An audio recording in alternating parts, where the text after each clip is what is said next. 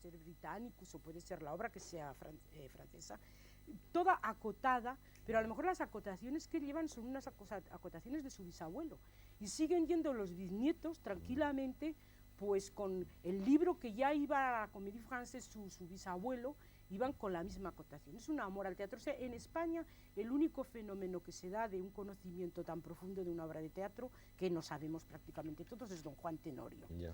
Don Juan Tenorio de verdad que es una obra de repertorio, todos podemos ahí recitar como es Doña Inés del alma mía, Luz de donde el sol la toma. Y quizá un poquitín también el monólogo del Segismundo. Yeah, pero si quitas eso, los españoles no conocemos absolutamente nada del repertorio a ti después de haber pasado 19 años en Francia, ¿no? Son 19 los que pasaste. 17 años en París y 2 en Roma. Aparte de que naturalmente durante esa época viajé mucho por toda Europa. Ya, pero lo que quiere decir, a ti te preguntan eso de, bueno, y después de tantos años en Francia en este caso, a mí me lo han preguntado en Estados Unidos a veces, ¿tú te has afrancesado?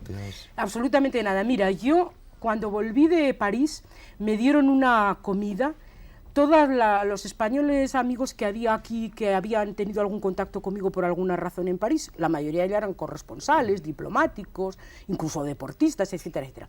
Y se habló de muchas cosas, y una de las cosas que a mí me halagó más fue una cosa que dijo Lorenzo López Sancho. A propósito de esto que dices de si yo me he afrancesado, y él dijo que era más fácil que yo alcañizase a los franceses que no que los franceses consiguiesen afrancesarme a mí. O aragonizases, ¿no? Es que yo ejerzo de aragonesa a través de mi pueblo de Alcañices. Realmente yo soy muy alcañizana. Tú tienes un regionalismo local, quiero decir, pasas por... Sí, para mí Alcañiz es un poco como la Magdalena de Proust, ¿no? Que yo cuando me centro en mi pueblo empiezan a resurgir pues todos, mi infancia, mi adolescencia, el reencuentro con las raíces de mí misma a través de mi propia persona y de mi raíz familiar.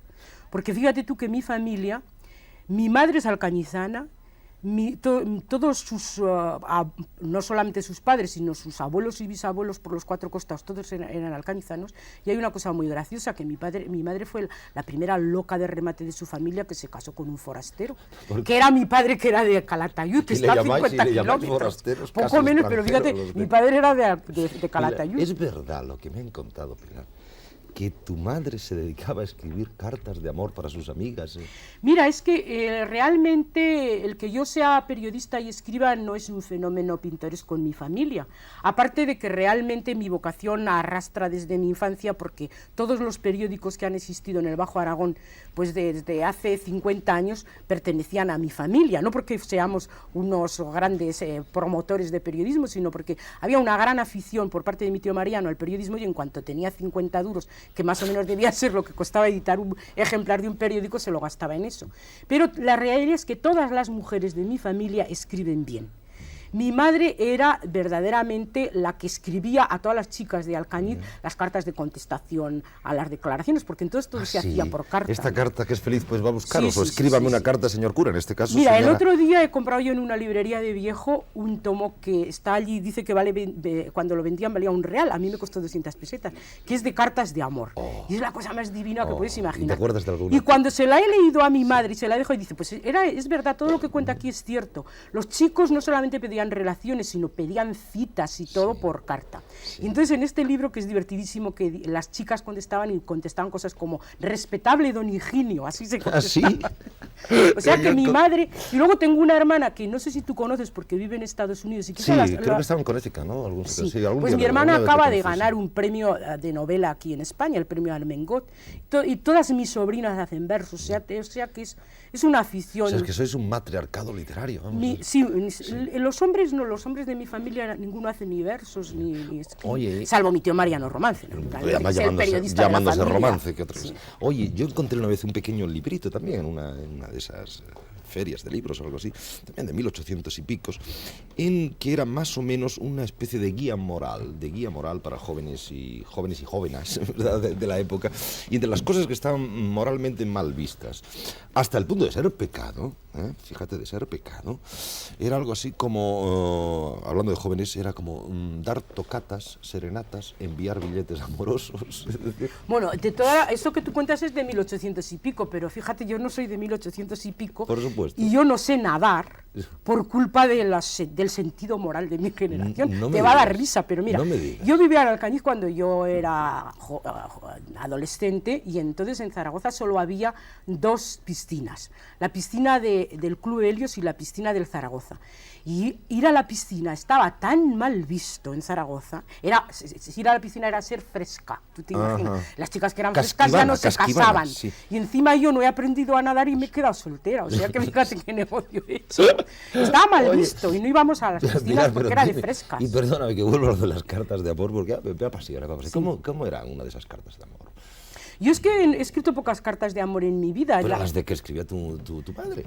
Pues eran unas cartas, por lo que yo he podido hablar con ella y por lo que he podido ver en ese libro, unas cartas muy de ¿cómo te digo?, de almanaque, quiero decir, muy de falsilla, muy protocolarias, que más o menos siempre se decía lo mismo. Respetable, señor O'Donoghue, por la presente acepto su declaración de amor. Más o menos, o sea que verdaderamente no creo que se saliesen mucho, no tenían grandes vuelos literarios. Y no dirían apasionadamente. Quizá en el caso de mi madre tendría algún vuelo literario porque ella siempre ha escrito muy bien, pero lo normal en aquella época es que las cartas debían ser muy poco interesantes como cartas. Oye, Pilar, sin ánimo alguno, ¿qué digo de ofender? Ni siquiera rozar la ofensa, ni para ti, porque eres de Alcañiz, ni para nuestros hermanos aragoneses. Es decir, pero es verdad que los aragoneses lo que quieren lo consiguen, se empeñan. No, yo creo que el carácter aragonés, lo que pasa es que somos una gente fuerte, tenemos cierta tenacidad, pero esa cabezonería yo la he encontrado en mucha gente, una cabezonería mucho más fuerte que los aragoneses sin necesidad de tener nuestra fama. No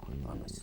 Lo que pasa es que en los aragoneses hemos tenido la mala suerte de que hubo un par de escritores pintorescos que se inventaron los chascarrillos y se pusieron de moda en una época, pero realmente hay muy poco aragonés de chascarrillo. El aragonés ese de chufla chufla es una cosa que no existe en la realidad.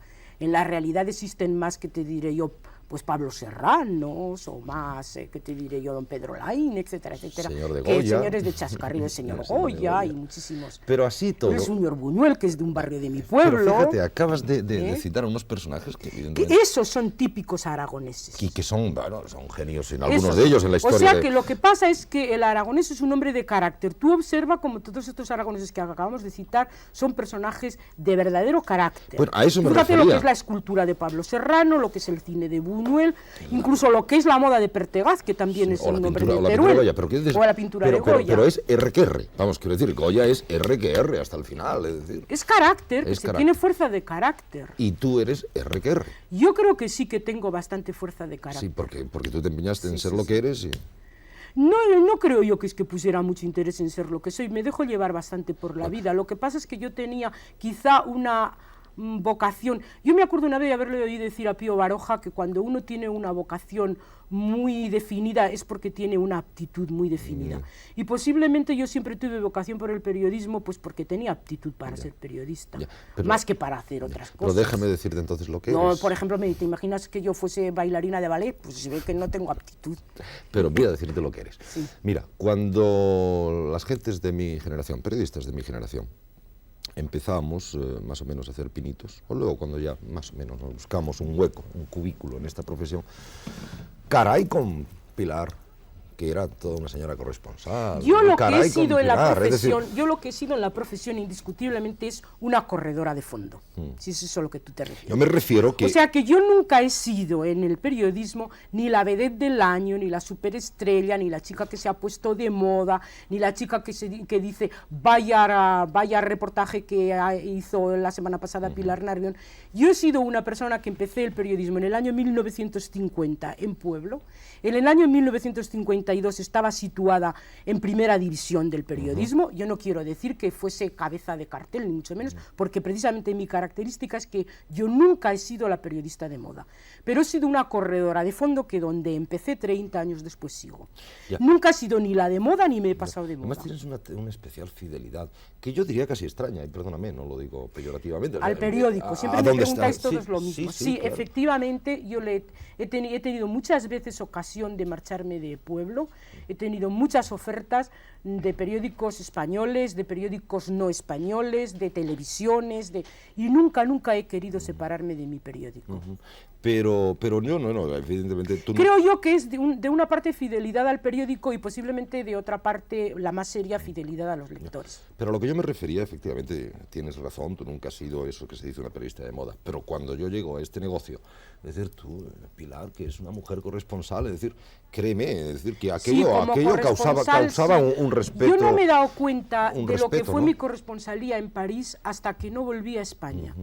O sea, yo creí que yo era una corresponsal más y que tendría, pues, no sé, los lectores normales que puede tener un corresponsal corriente, ¿no? Pero cuando volví a España en el 73 y, sobre todo, en la primera legislatura, la legislatura de las Cortes Constituyentes, entonces para mí fue una sorpresa tremenda ver que empezaron a llegar de todos los puntos de España los nuevos diputados y los nuevos senadores. Y entonces todos los que... inmediatamente todo el mundo me conocía, y me conocía porque habían sido mis asiduos y fidelísimos lectores, los jóvenes, de cómo yo había contado la Revolución del 68, y entonces yo me encontré pues con Pilar, fidelidades, que era una verdadera maravilla, ¿no? Que me venía a lo mejor un diputado de Sevilla, socialista, y me decía, ¡ay, Pilar! Yo es que nunca podré olvidar cómo nos contaste la Revolución del 68. ¿Cómo nos contaste? Yo no estaba aquí, pero ¿cómo nos contaste y por ejemplo, los mayores, ¿no? Pues entonces, para ellos había sido muy interesante cómo había contado yo la época del general de Gaulle, porque yo tuve la enorme suerte de cubrir un ciclo completo de la historia de Francia. Yo llegué a Francia en el año 1958, en febrero del 58, cuando empezó a agravarse de forma extrema el problema de Argelia, tan de forma extrema que los militares dieron el golpe del 13 de mayo. Sí. O sea, yo enterré la Cuarta República, el 13 de mayo vi la llegada de la salida de Colombel y de Seville del general de Gaulle, asistí a su primera conferencia de prensa en su famosa despacho de la Rue Solferino, y entonces yo lo dejé al general de Gaulle enterrado. O sea, es curioso, quizá, íntegro el ciclo. Perdóname, quizá algunas de las personas que te estén oyendo se habrán sorprendido un poco por el término. Yo enterré la Cuarta República Francesa, yo enterré al general de Gaulle. Pero vamos, yo también he sido corresponsal, vamos a decirle que es nuestra forma de hablar, es decir, es nuestro argot, lo decimos así. Yo digo, yo maté a Robert. Sí, es verdad, no me había dado cuenta. Es cierto, razón, bueno, ¿no? pero cuando yo me refería a eso, al principio, que tú eras ya, ojalá, una corresponsal en París, en Roma, yo había visto la película Vacaciones en Roma, todos hemos visto la película Vacaciones en Roma, claro. Corresponsal americano, un corresponsal alto, guapo, y que se enamoraba de una princesa, esas cosas. Y tenía una sana envidia, caray, si es que está en París. Pero a lo que iba, no era nada normal, es decir, en aquellos tiempos, primero, ser corresponsal fuera, y segundo, ser una mujer. Estuvimos dos mujeres en aquel momento, que éramos dos corresponsales muy conocidas en España. La una en Washington, que era Pepita Carabias, que luego vino a París también, y yo primero en Roma y luego en París.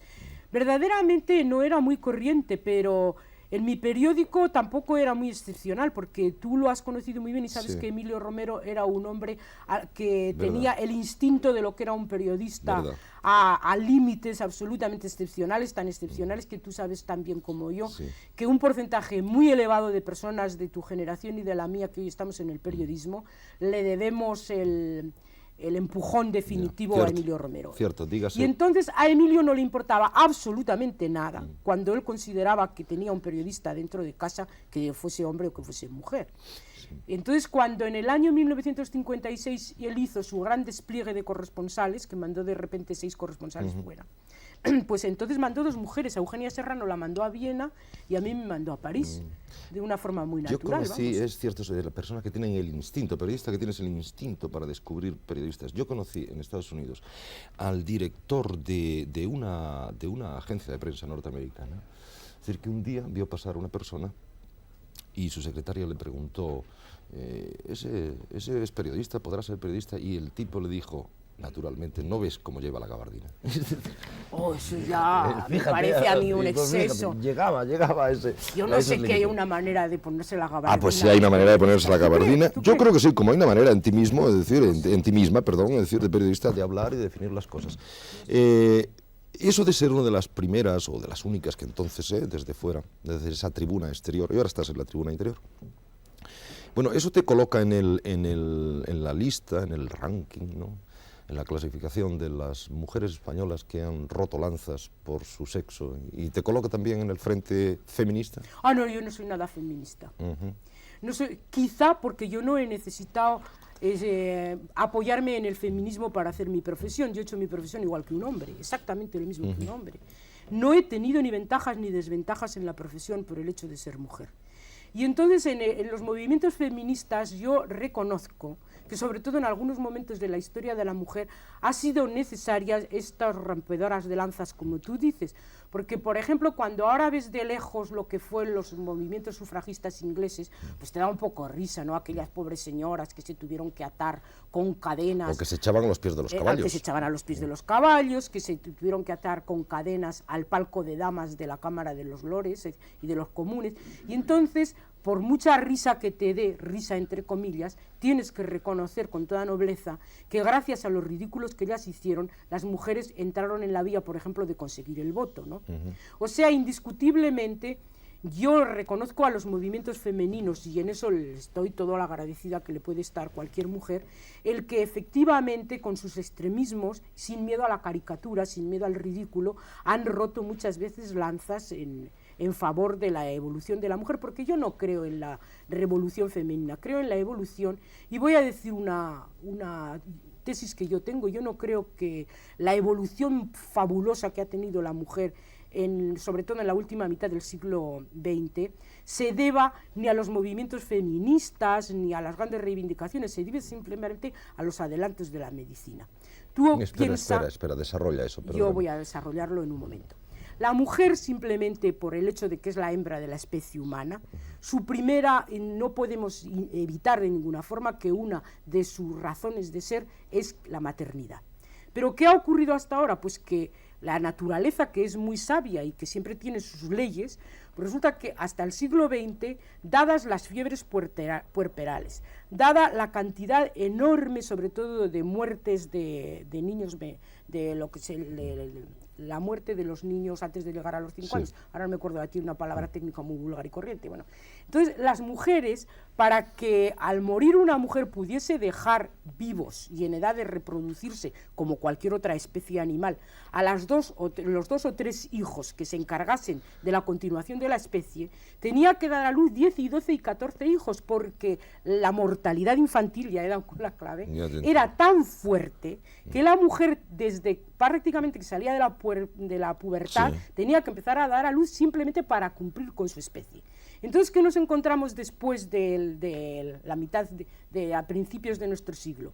Pues con que la medicina ha dado un avance tan poderoso en este terreno, que realmente hoy la mujer no tiene que dar a luz nada más que los 2 o 3 hijos, que le obliga la continuación de la continuidad de la especie humana para cumplir perfectamente con la naturaleza y con las leyes naturales.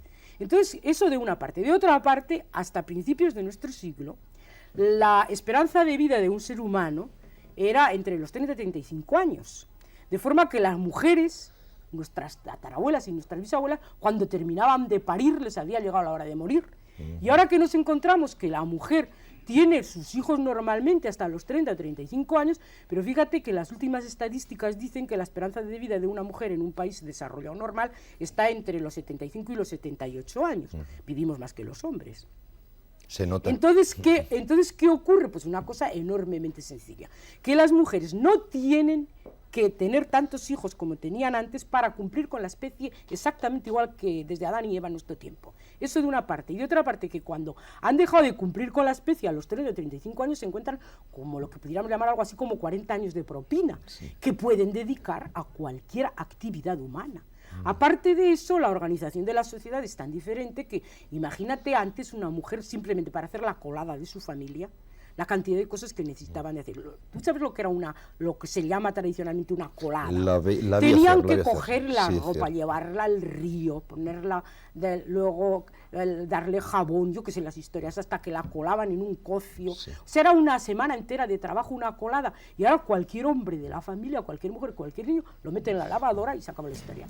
O sea que la evolución de las técnicas domésticas le han dejado a la mujer una cantidad increíble de tiempo, y además la evolución de la medicina ha puesto al servicio de la mujer 40 años maravillosos en los que puede ser doctora, diputado, primer ministro, lo que quiera. O sea, yo no creo en la revolución femenina, creo en la formidable evolución de la mujer en el siglo XX, gracias a que se ve maravillosamente bien apoyada por las técnicas y por la medicina moderna. Me gustaría saber tu opinión sobre un punto. Lo comentaba además con Sánchez Dragó el otro día y tuvimos una conversación muy accidentada sobre este tema. Verás, un amigo común, tuyo y mío, cuyo nombre no hace al caso ahora, me decía que contemplando la generación de mujeres, sobre todo mujeres periodistas actuales, escritoras y demás, encontraba en ellas una sutil y a veces amarga infelicidad, si se puede decir así. Yo soy una mujer muy feliz, conmigo no va eso. Bueno, contigo no va eso, pero me gustaría saber tu opinión sobre lo siguiente. Y su razonamiento era este.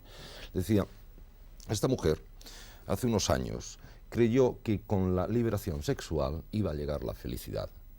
Y entonces los acontecimientos y la propia vida les han demostrado que con la liberación sexual no llega la felicidad. Claro, porque el ser humano no es solo sexo. Y entonces es una cosa perfectamente ridícula pensar que porque se libera a una persona en un terreno como es el sexual va a encontrar la felicidad. Eso es una cosa absolutamente absurda. Es no reconocer... La felicidad es algo muchísimo más complicado que el sexo. Ya, y él decía que leyendo los libros, y no ya las informaciones o los artículos de estas mujeres periodistas, y que hay varias, que encontraban ese tremendo desencanto, es decir, en sus líneas. Yo tengo una experiencia, y mi experiencia es que las mujeres que, yo no diré abusan remotamente, pero que las mujeres que han ido al asalto de su libertad sexual, por decirlo de alguna forma, pues se desequilibran un poco. Yo pienso si será que es que la mujer es un animal de pocos machos, por decirlo de alguna manera, ¿no? Un poco brutal, pero así, ¿no? Y que mi experiencia es de las muchas amigas que yo he tenido, porque claro, cuando ha llegado a España la liberación de las mujeres en ese terreno, yo había vivido 19 años por el mundo y había conocido cantidad enorme de mujeres que estaban perfectamente liberadas en ese terreno. Y entonces para la mujer es muy fácil de vivir esa liberación, que te diré yo, durante su década de los 20, un poco más difícil durante la década de los 30 y prácticamente ya muy difícil y muy amarga cuando entran en los 40 años. Y entonces yo he tenido la experiencia de muchas amigas mías que al entrar en la década de los 40, cuanto más libres habían sido en los 20, más tristes eran en su década de los 40. La cosa es muy fácil, vamos a decirlo de una forma muy brutal, porque estas cosas es mejor hablarlas claro. Cuando un hombre es un cincuentón, un sesentón, un sesentón, y tiene grandes apetitos en ese terreno, pues siempre encuentra la forma de satisfacerlos, muchas veces con dinero por medio. Y un hombre que compra esa forma de satisfacer sus instintos no se siente por eso vejado. Un hombre ahora, cualquier hombre que nos esté escuchando, no encuentra la menor vejación en irse de fin de semana con una chica que le cuesta X cantidad de dinero. Supongo que eso debe ser terriblemente vejatorio para una mujer. Yo he conocido a algunas mujeres que han caído en una de las cosas que me parece a mí más triste para una mujer, que es el pagarse un gigoló. Sí. Y creo yo que una mujer que se paga un gigoló debe ser terriblemente desgraciada. Yo conozco cantidades de hombres que se pagan gigolás y que se sienten perfectamente gigololas. Y como decías antes, que tú eres, en tu caso, es una mujer feliz. Yo soy feliz. ¿Tú no estás casada? Es decir, no, yo no creo que se necesite estar casada para ser feliz. ¿Y tú renunciaste a la posibilidad de casarte más conscientemente? No, nunca no es que haya renunciado, no. Lo que pasa es que soy muy distraída. Y entonces pienso que han debido pasar al lado mío unos hombres maravillosos, el hombre de mi vida, y yo estaba distraída mirando a otra parte y no los he visto. O sea que no. Para mí no ha sido nunca un problema. O sea, estas cosas que muchas veces dicen y que debe quedar muy bonito decirlo, ¿no? Para mí el amor es todo en la vida, el amor... Yo, ese amor romántico de las novelas, mentiría si dijese que eso es todo en mi vida, ni remotamente. Para mí ha sido infinitamente más importante en mi vida mi trabajo, mis amigos, mi familia, que esa cosa del amor con comillas. He tenido mis novios, como toda la gente, y eso, pero la verdad es que ningún hombre ha dejado un huella en mi vida, ninguno. Decíamos antes, o decía antes, que habías estado muchos años en la tribuna exterior y ahora estás en la tribuna interior. Es decir... Yo he tenido una suerte infinita profesionalmente, porque yo me marché como corresponsal en el año 1956 una época en que en España no existía la política nacional y como consecuencia las primeras páginas de los periódicos se hacían, como tú sabes muy bien, con las noticias del exterior. O sea que lo normal es que la primera página de tu periódico siempre se hacía con una crónica del corresponsal en el extranjero. Y yo me acuerdo, no sé muy bien en qué fecha, y estaba habituada a que era pues 2, 3, 4 veces a la semana era primera página de mi periódico. Entonces en Pueblo la página, a partir de las páginas nobles, o sea, la gran página noble de Pueblo es la tercera página, pero luego ya la cuarta, la quinta y la sexta siempre eran las crónicas internacionales, porque era la parte noble lo que la gente leía primero. Y yo me acuerdo, no sé muy bien en qué fecha, porque yo tengo muy mala memoria, que un día al recibir el periódico en París, pues abro el periódico, voy a la cuarta página, ni la cuarta ni la quinta aparecía ya para nada las crónicas del extranjero. Emilio había mandado al interior las crónicas internacionales. Yo dije, tate con la nariz que tiene este tipo, cuando ha mandado las crónicas internacionales dentro, esto quiere decir que en España empiezan a pasar cosas que le interesan a la gente, cuando este hombre ha pasado ya el nacional a la cuarta. Y entonces a mí ya me empezó la comezón. Y yo volví el año 73 y en septiembre le dije a Emilio, yo me quiero volver a España. Y cuando volví a España el 73 me preguntaba la gente, pero ¿tú cómo has vuelto? Si tú llevabas una corresponsalía tan brillante, ¿cómo has vuelto? Y digo, pues porque, dada la edad de don Francisco y dadas las situaciones del país, indudablemente aquí van a empezar a pasar cosas. Y yo no quiero que me lo cuenten, yo quiero contarlo yo.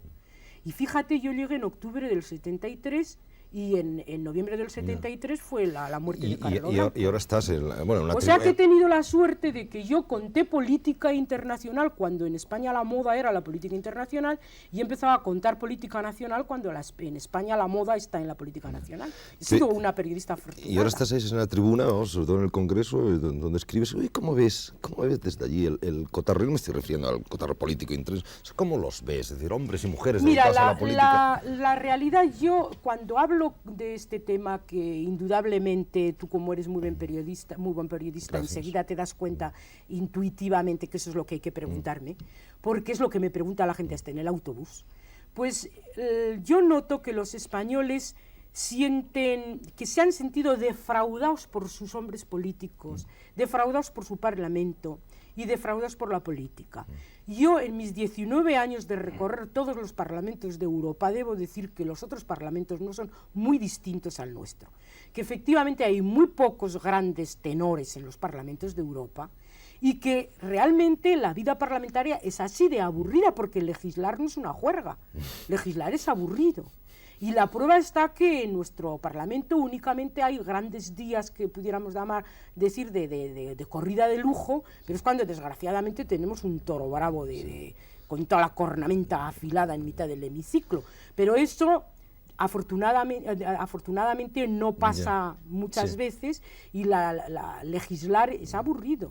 Y aparte, nuestro Parlamento tiene un reglamento muy estricto que impide que haya porque el reglamento de las Cortes es un reglamento muy estricto, y no se dan las interpelaciones, por ejemplo, que se dan en el Parlamento italiano, o que se dan en muchos parlamentos en el que cualquier parlamentario se levanta, interpela desde su escaño o simplemente grita desde su escaño. Aquí no está permitido hablar nada más que por alusiones, y eso le quita agilidad. Pilar, en este orden, cuando tú ves a parlamentarios, políticos, hombres, mujeres, ¿notas una diferencia entre la actitud del hombre y la actitud de la mujer sí, hay una diferencia, pero no solamente en el terreno político, sino en todos los terrenos profesionales. Y es que verdaderamente esto nos llevaría a una conversación larguísima, y es la distinta forma de afrontar el sentido del poder de los hombres y de las mujeres. Tú eres periodista, en breve, ¿cuál es la diferencia? La diferencia está en que a las mujeres no nos gusta el poder. Esa es la pura realidad. Te lo voy a explicar de una forma muy gráfica y muy rápida. Yo debo conocer, pues, por encima de 100 hombres que desde que se despiertan hasta que se duermen están pensando en que quieren ser ministros. Sí. Claro, la siguen tanto que al final algunos la consiguen. Y yo no creo que conozca más de un par de mujeres que yo no creo que con tanta intensidad, pero que les gustaría ser ministros. Como consecuencia, pues hay más hombres que son ministros que mujeres. Sí. Y en el periodismo mismo ocurre Ya. igual. Dime. Yo conozco muchísimos compañeros nuestros que se mueren de ganas de ser directores de periódicos y muy pocas mujeres que se mueren de ganas de ser directoras de periódicos. Ahora caigo, Pilar, bueno, nunca es tarde si el saludo es bueno. No te dije buenas tardes, te lo digo ahora al final y además te doy las gracias. Y voy a terminar con una anécdota de una periodista francesa cuyo libro leí. Fue a un periódico y le dijo al director, yo quiero ser periodista tal y demás. El director le dijo, bueno, pues nada, empiece a escribir. Y entonces la chica le dijo, pues muchas gracias, me encuentro feliz de estar aquí con ustedes. Y el otro le dice, ¿cómo que estar? ¿Qué estar? ¿Qué dices que estar? Nada, pertenecer hasta que la muerte nos separe. Pues yo soy un poco de pertenecer al periodismo hasta que la muerte me separe del periodismo, es verdad. Por supuesto, por supuesto. Has dado creo que has hecho una excelente definición de mi forma de estar en mi profesión. ¿Y te retirarás porque alguna vez? Sí, me retiraré porque tengo demasiada cantidad de libros que compré a través de mi vida y que nunca he tenido tiempo de leer. Y entonces pienso que hay que dejar paso también a la gente joven. Yo tengo intención de retirarme bastante joven, bastante joven, la gente sabe bastante joven, bastante yo joven. ejerzo de muy joven, ya sabes lo que decía César González Rono, que se tiene la edad que se ejerce, en cuyo caso